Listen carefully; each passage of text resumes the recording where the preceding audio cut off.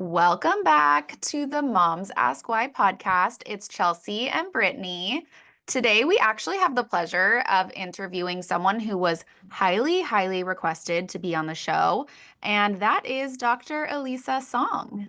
Yeah, she is a Stanford, NYU, UCSF trained integrative pediatrician. So she has all the classical amazing training, but she has an integrative approach with functional medicine.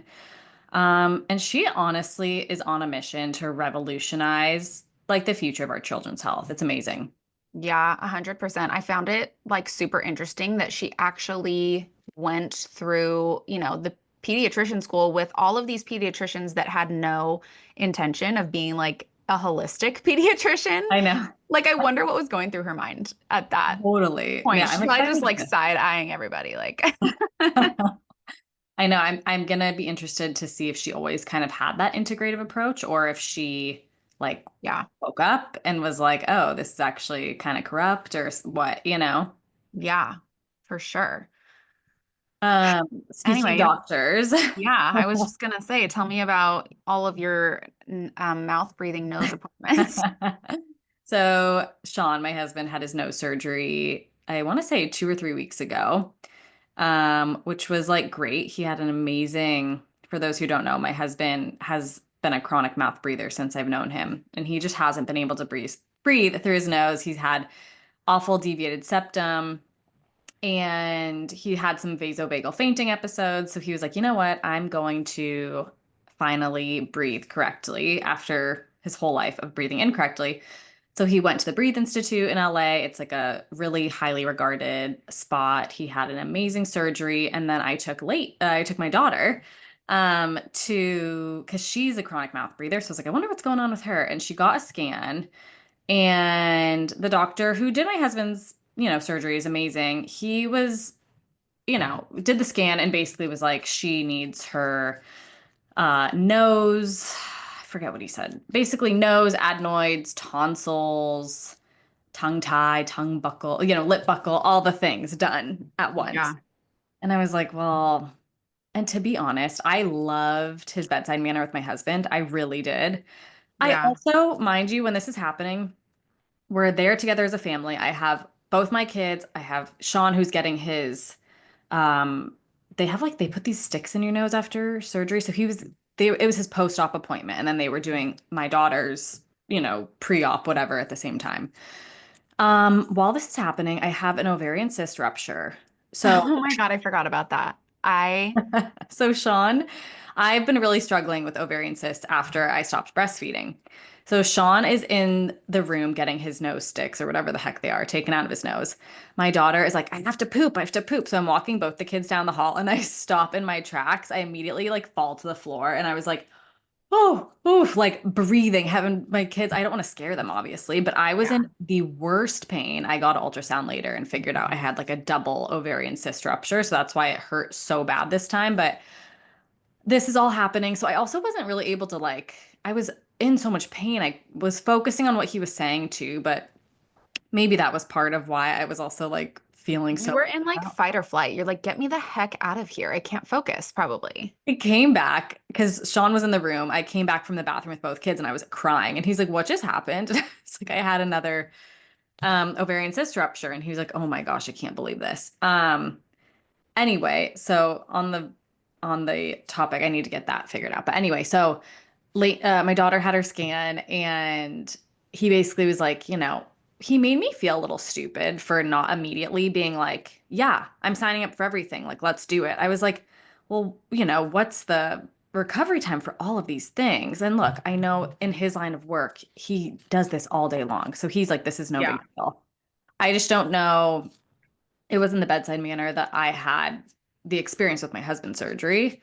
It was kind of like, why aren't you saying yes right away to doing all these things? And I was like, okay. I was just a little turned off. So we got a second opinion from Children's Hospital and they recommended just adenoids. That's what I'm doing right now. And I'm listening to my mom gut. And I consulted her other holistic pediatrician in Southern California and she saw the scans and agreed. So Long story short, I'm gonna schedule that. No, that's a relief because like what's the time difference when she's under anesthesia if she needs It, like six things removed versus I one? know. Like, He said that he could do everything in 30 minutes, but she's never been under anesthesia. I also like my husband has, it's been a really good recovery, but he has like really awful like scabs and boogers coming out of his nose, and he had to sleep upright for 3 days. I was like, oh I gosh, just am which is like, gonna be you in bed holding her. Like she's not gonna oh. stay upright, Yeah, you and I know. just think she would wake up and be like, my nose hurts, my, Yeah. adenoids hurt, my tongue hurts, my lips hurt from the buckle removal. Like it just in my mind, I was like, this is doing too much. And her holistic pediatrician was like, she might grow into her nose thing, Oh, the turbinoids or whatever. I don't even know what they were saying, but always something. But yeah, anyway, there's always something. You don't have PCOS, do you? no, no, no, no. And Why my do you OB, get why do you get that then? I don't know. My OB was like, look, I've gotten so many since I've stopped breastfeeding. I either have been pregnant or breastfeeding for the past 5 years. Yeah. So it's probably experiencing a huge drop in hormones. I'm breaking out all under my chin. Like, there's something going on, obviously. Yeah. And I probably need to do some like blood work and follow up and stuff like that. But it was like quite the day. You know what I've been having? This is so embarrassing too. I can't believe I'm even gonna admit this right now. But What? I know it's hormonal, and since you just brought that up, I'm like, I'm gonna talk about it. I have the most disgusting smell when I sweat, as if I just gave birth. Do you know that smell after you Yes. just gave birth? So I'm Yes. like, it has to be hormonal because not one deodorant is helping me. I'm like, I Hey, don't you know know what what to I do. will say though? I was using Salt and Stone, which is a really bougie deodorant. It's Yeah. actually full of natural synthetic fragrances, but they sell it at Erewhon and I loved the smell. And I was like, you know what? I'm just gonna get it. And it's like $20 for the deodorant. It's insane. For it to not be like 100% natural is Right. wild. I was getting really bad BO using Salt and Stone, like really bad BO. I switched back Interesting. to my Agent Nature, which is also really expensive. I have not had odor since. Agent Nature. How much is Yeah. that? It's Where do still you get it? it's $20 for a stick of deodorant. Like it's wild. But I love Jenna, the founder. You could buy it on her website. You get an Erewhon. I think she actually only sells an Erewhon and on her website. But you can also do that under armpit mask with the bentonite clay, apple cider I vinegar. have been thinking about doing that, but I ran out of bentonite clay. I You actually live think I next will door, so pick I some could up because, walk it yeah, over. there's like I do feel like it's hormonal just because I don't know. I feel like there's just, you just know. You know what I mean? Like you just know. Also, Um, I was talking to my friend and she's like super clean too. And she was like, I have bad BO and I think it's just genetic. She's like, there's only so much you can do, right? How everyone's like, if you have bad BO, it's a sign that something's wrong. And it probably is, but it's also like, you know what? Sometimes you just gotta rub on your deodorant and call it a day and just hope for the best. yeah. I thought it was my diet, to be honest. I'm like, well, maybe it's something I'm eating. You Like, eat clean though. but I do eat pretty clean. But that's my other concern is like the puffiness I have in my face. I'm like, I just feel like something could be off. But like, I'm not going to do anything about it, to be honest. I'm just gonna Do you ever feel that way when you're so knee deep in your kids' appointments that it's like the moms fall last? It's like, a I know I hundred should do this, but I'm percent, not gonna. 100%. Yeah, for sure. What are some other good clean deodorants? Primally Pure is a good one, right? Because Yeah, I know other moms are probably wondering. I used to use Primally Pure. I was starting to get, I think they use baking. I don't know. Don't quote me. I thought they used baking soda and I was getting like a weird rash. Zebra has a great Hmm. deodorant. Okay, that's what I'm gonna do. I'm Use gonna, code because moms. I love Zebra. I'm Yes, gonna I'm use gonna our own code Yeah. moms. Code moms. I'm gonna order it too and do a little test. That's the one thing left that I have to order from them. So I'm gonna do a little armpit test and put Agent Nature on my left and Zebra on my right and see which one I like better. Oh my gosh, I love that. Okay, well, should we get into our interview with Dr. Song? It's a good one. Yeah, let's dive into the microbiome. Okay, speaking of smelling bad and like microbiomes being off and the whole shebang, let's dive into Dr. Elisa Song's interview. Okay, our why of the week. Accutane is known to have severe side effects like depression. It wreaks havoc on your liver and hormones. Can you explain why this is and how ClearStem is a better choice and can help correct acne? Yeah, so I did Accutane 3 separate times, and there, of course, is a time and place to consider this medication. I do think it gets overprescribed a lot, and we can go into that separately. The side effects going through it, you're incredibly dry. Most of us have the sensation that like even our knuckles, like your skin is so thin that you're like your knuckles will bleed. Like you're just dry, uncomfortable, and like everything is just peeling and bleeding. Like it's pretty intense. It can give you like really dry eye. Like my eyes have, I feel like been like permanently drier ever since then. I also did 3 rounds. And there can be a lot of like GI upset. A lot of people experience depression, like just general inflammation. It can do all that. It's extremely intense and it's hard on the liver. So the liver is like one of the heroes of the body. It's responsible for so many processes. So when the liver is overburdened for any reason, you're going to see a systemic increase in like discomfort, inflammation, unwanted side effects from that. There's a time and a place to consider Accutane, and for a lot of people, it has been a godsend, and that's fantastic for them. It gets overprescribed, in my opinion, and here's why. Our medical establishment does not acknowledge the foods that trigger acne, and it does not acknowledge pore clogging ingredients in the skincare and cosmetics industry that cause topical acne. So it's basically just a prescription matching service when you go into your doctor to get treated for acne.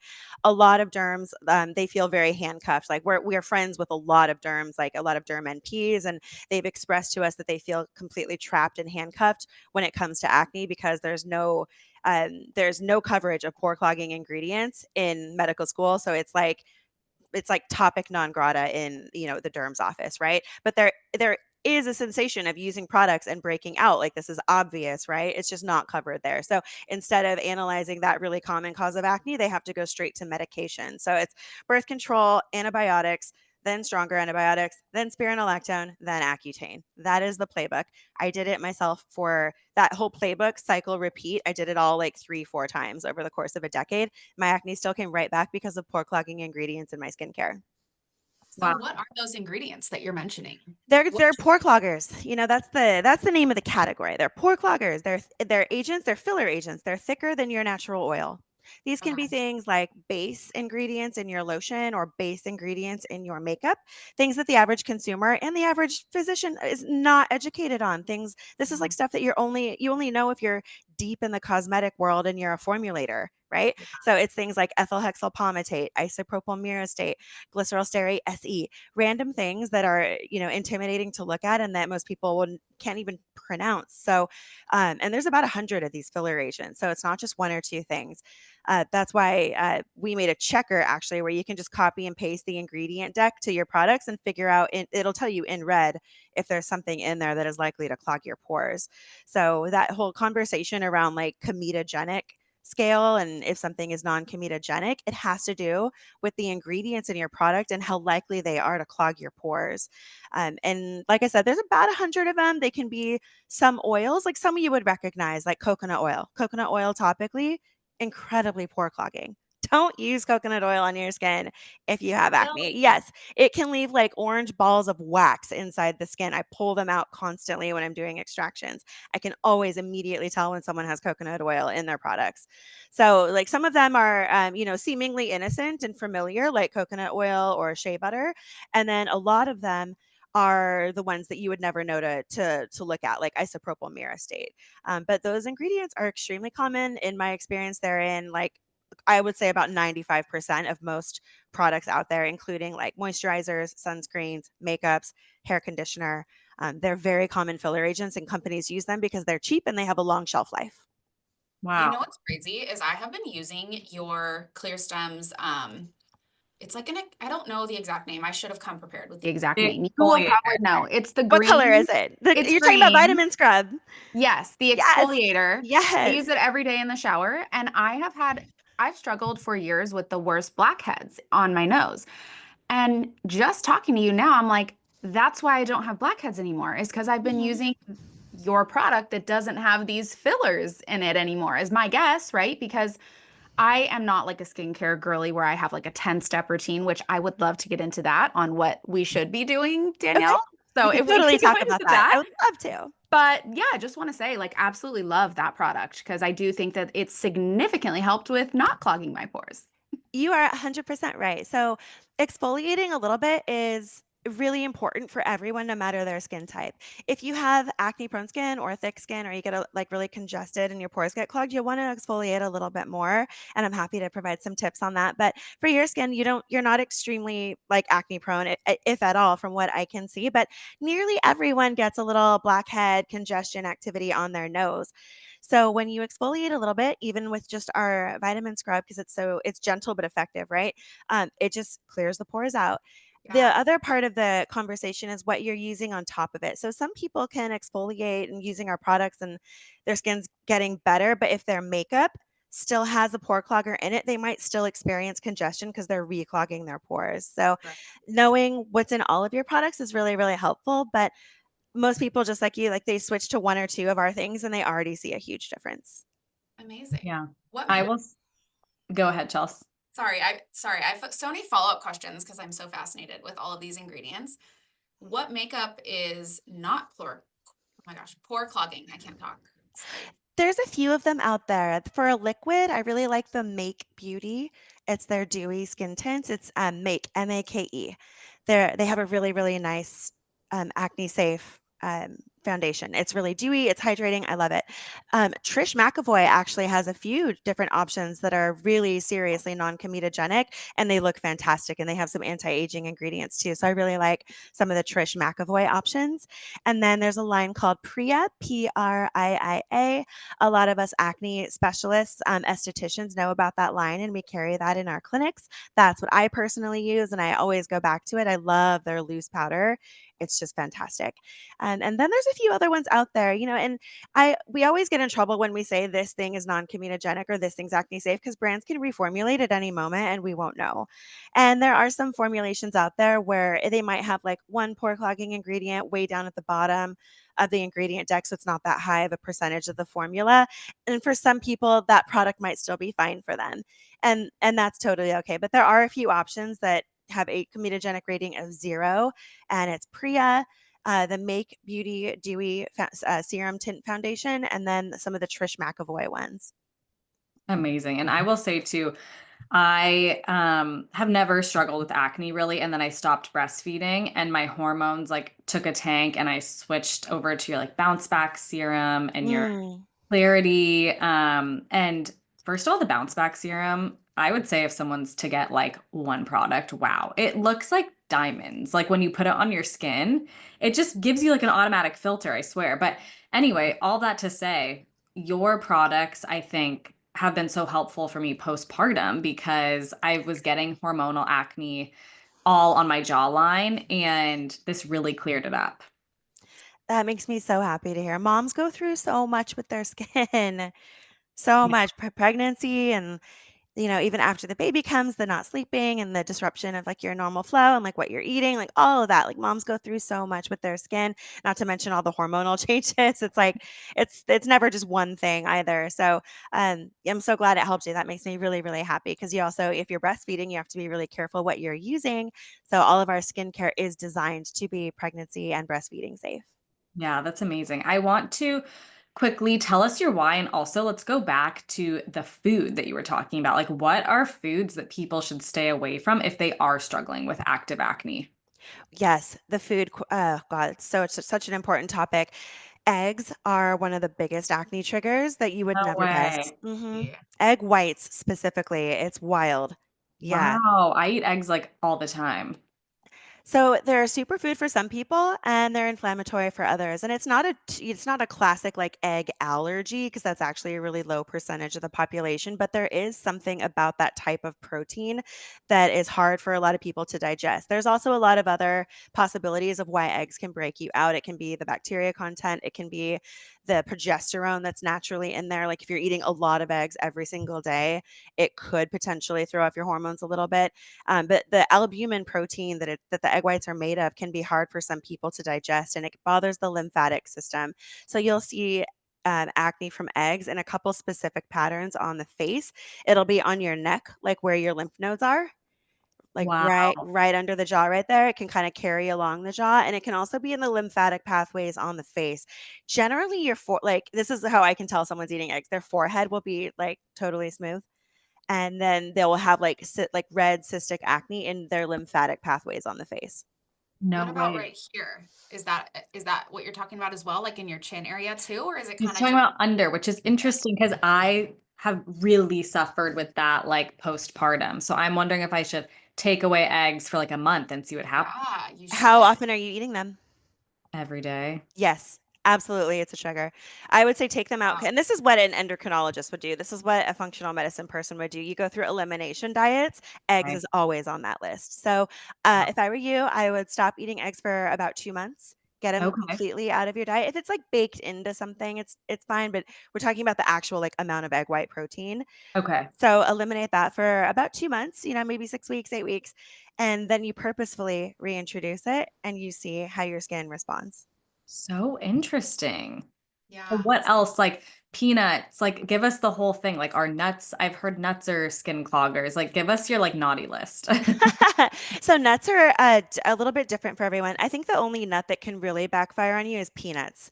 It has it seems healthy if you look at the nutrition label because they have a nice amount of protein, but the omega profile in it is kind of inflammatory and it can spike androgens, which are your quote male hormones that can cause hormonal acne. So if you have like a Reese's peanut butter cup once in a while, that's not gonna do anything terrible. But if you're having peanut butter every single day mixed in with your food or like peanut butter toast or mixing it in with your shakes, whatever, that daily consumption will backfire on you.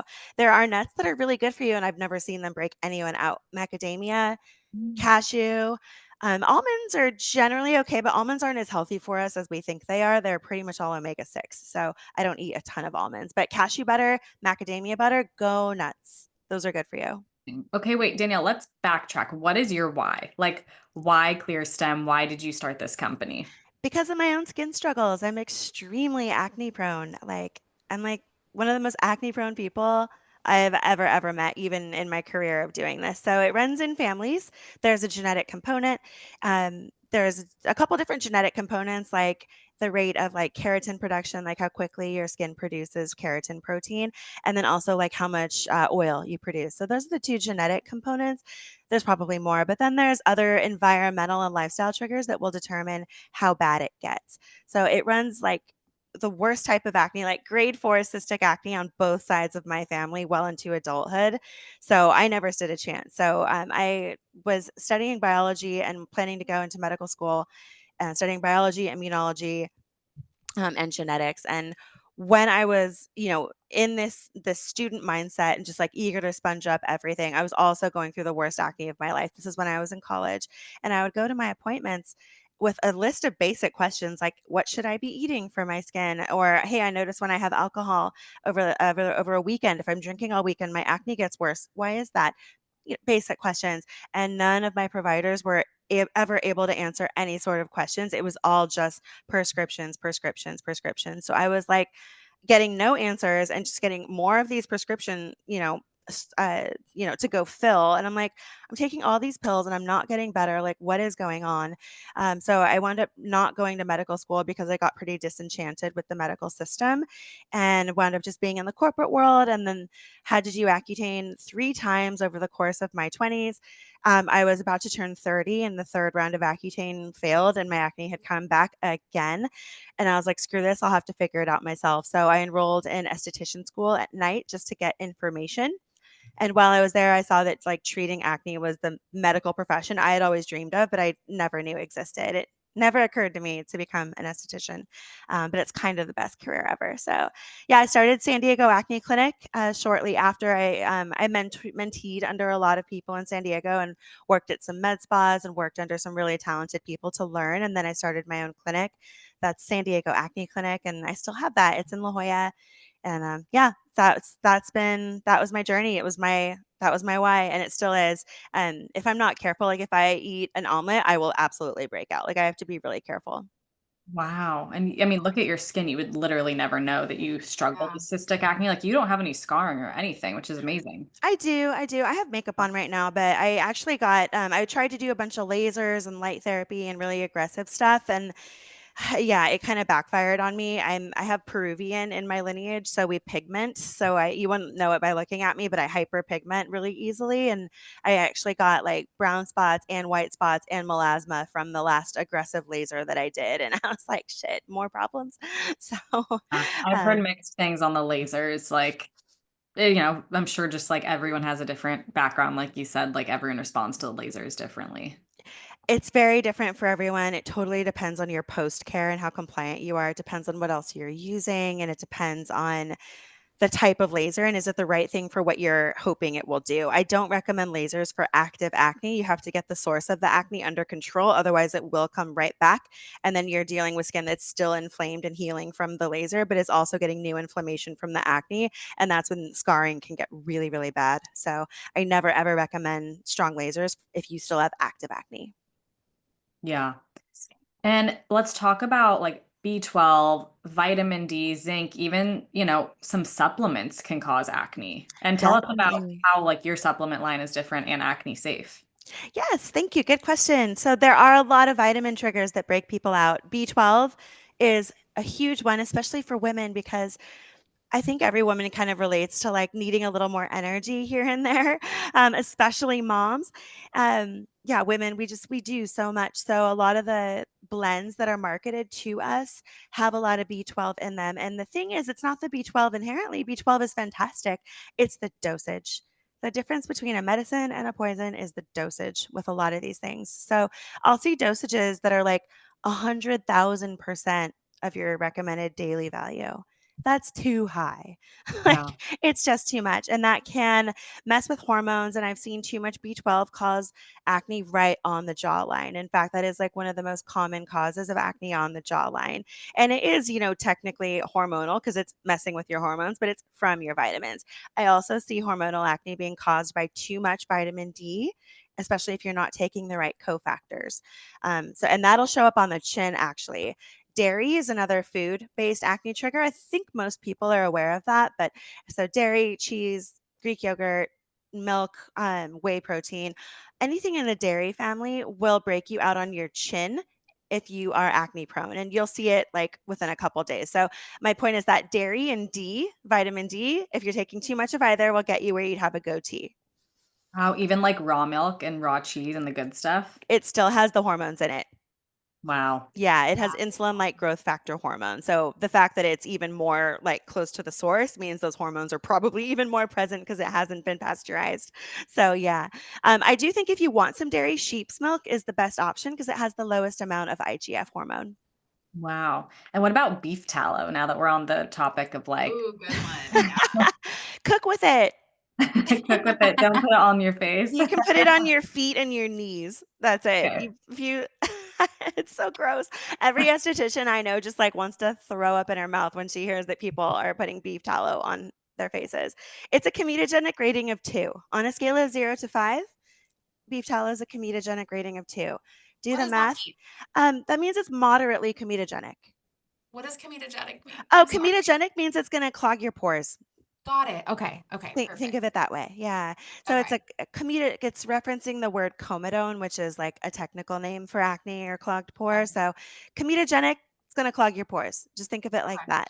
So there is a scale though. Most things aren't black or white. There's a scale of 0 to 5, and a lot of things fall in the middle. So that's why it'll work for some people, but not for Okay. others. And it depends on how acne prone you are and the formula itself. So like pure beef tallow, comedogenic rating of 2, that means 2 out of 5. It's a 40% chance of clogging your pores. If you're seriously struggling with your skin, that's too high of a risk for you. Like, don't do that. If Yeah. something has a 40% chance of making you sick, would you eat it? No. Right. Yeah. Right. It's a That's really how Yeah. to think about beef tallow if you're acne prone. I Yeah, you wonder almost have what to is. think of like breakouts as like a stomach upset, right? Like if you would keep Yeah. eating a food, right, that gave you a stomach ache and awful bloating, like you would stop eating it. 1,000%. I view acne as almost like an allergy. It's creating an unwanted immune response. And the offending ingredients, the allergens, if you want to think of it this way, are pore clogging ingredients. So would you say that like the top two contributors to acne are probably diet and then products that are marketed as acne safe but really aren't? I think it's just products in general. It's products that are marketed as clean and organic. Those are the ones that trip people up because clean and organic are both fantastic terms, especially in the marketing Right. sense, right? We want Right. our food to be clean and organic. That is super important. But when it comes to our skincare, organic and clean does not mean acne safe, but people make the assumption that it does. So that's where I see people get tripped up. They're like, no, it's clean, it's clean. Clean has to do with hormone disruptors and parabens and formaldehyde and synthetic fragrances and things like that. And those are important as well, but that's not pore cloggers. That's a different conversation. So I've seen a lot of clean brands break people out and they have people have no idea why and it just creates a lot of suffering and that's ClearStem's biggest mission is to relieve the suffering that comes with acne because when you're struggling with your skin, your life kind of sucks. Like it's really hard to enjoy anything when your face feels out of control. Yeah. Especially like my heart goes out to new moms because so many new moms and people that are pregnant too, they have to stop using what they were using on their skin. Their hormones are changing, they're breaking out, and they feel like they can't do anything about it and they want to be able to enjoy this time in their life, but it can be really really hard when your skin's freaking out, you know. So we love helping moms with their skin. That's like one of my favorite passions. Not to be controversial, but what would you say is like one of the clean organic skincare lines that you see a lot of people actually struggle with acne wise? Oh, good question. I hate Cetaphil. And Oh, it's not marketed as clean, but it is marketed to the acne consumer. Cetaphil Yeah. actually has like the lotion, it has mild pore clogging ingredients in it. It has satireth 20 in it, which is moderate on the comedogenic scale. So I've gotten people clear and then they go off to college and then they come back and they're broken out again and they're like, "Oh, but my doctor gave me Cetaphil." And I'm like, "Damn it." What So about La I Roche-Posay? That's some of another their one I hear a lot. some of their stuff is good. It depends on the individual product itself. So cleansers Okay. are unlikely to cause a ton of acne unless they're oil-based, right? But lotions and sunscreens, those are the biggest things that break people out because they need to have moisturizing filler bases. Okay. interesting. Something that you mentioned just now was that you've worked with clients and then they go off to college. So I'm like, okay, teenagers is what I'm Mhm. thinking.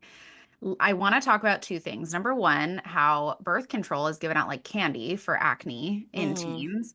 And then number two, the Sephora culture, where it's like they just go crazy on these products and they're constantly putting products on their face. Like, do you have any? Yeah, or like the clean at Sephora, right? Like, Yeah. is it, you Every know? mom I know with teenagers is texting me with the exact same thing you're talking about. They're like, "What do I do?" And they'll send me pictures or videos of their daughter's bathrooms, and I'm like, "Oh my Like god." lined with products, I feel like. Like, stacked, lined. Yes.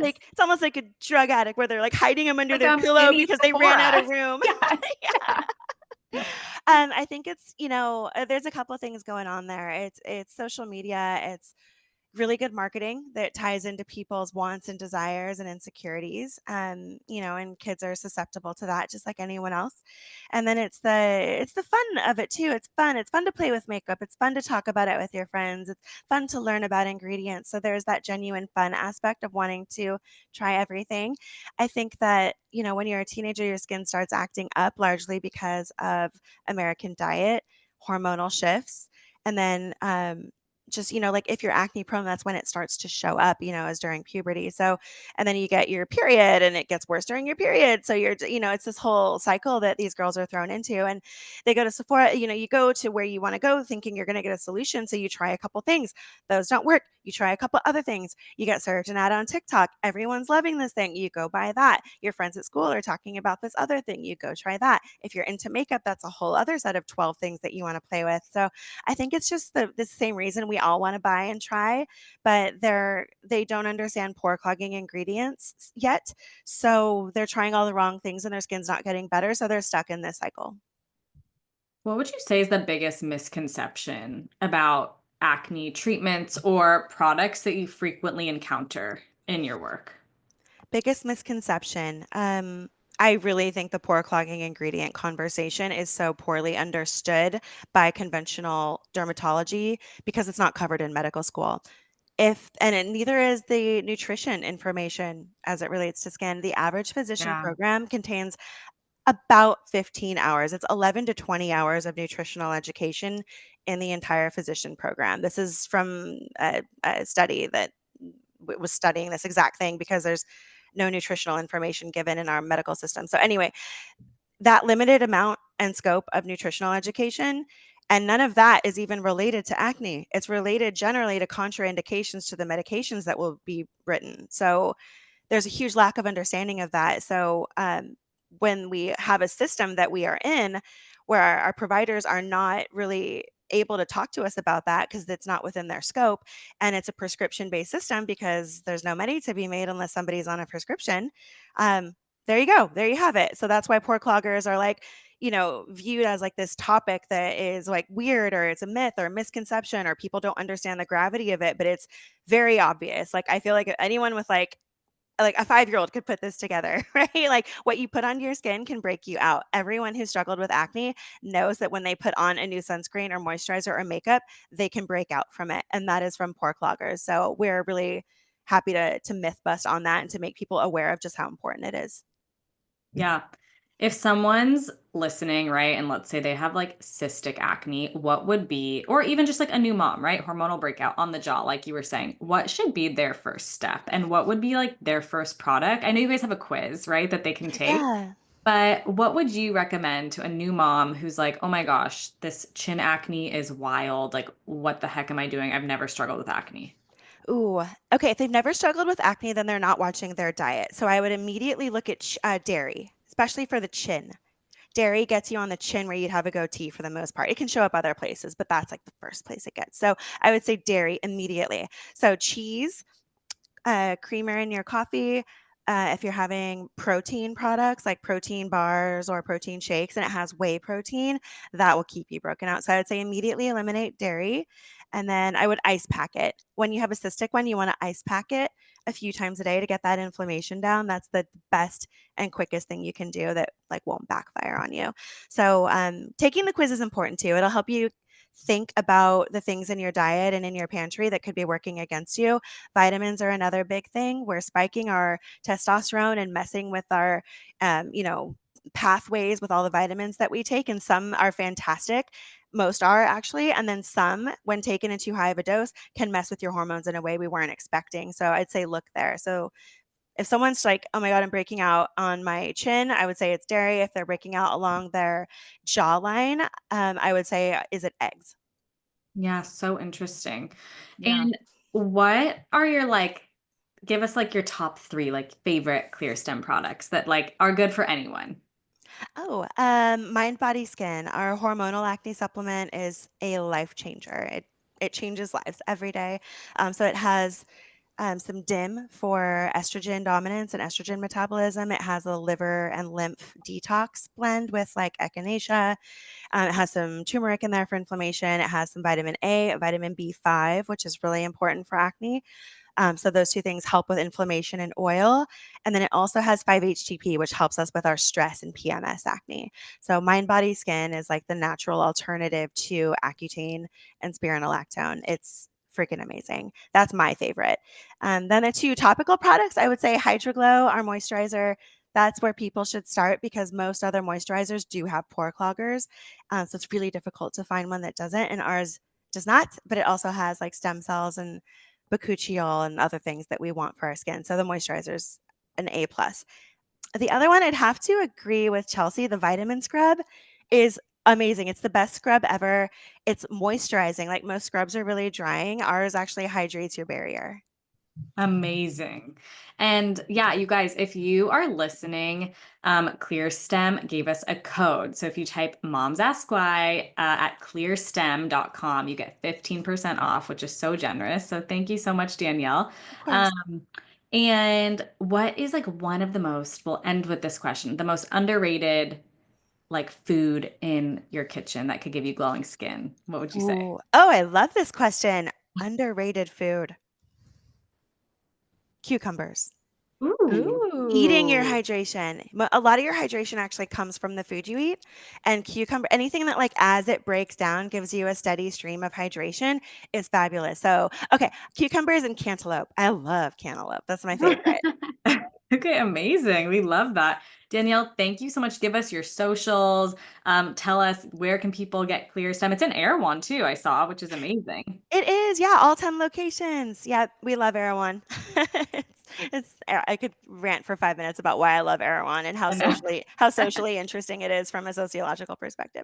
Um, okay, so yeah, we are at Erewhon if you're in the LA area, and we are in a lot of esthetician offices across the country.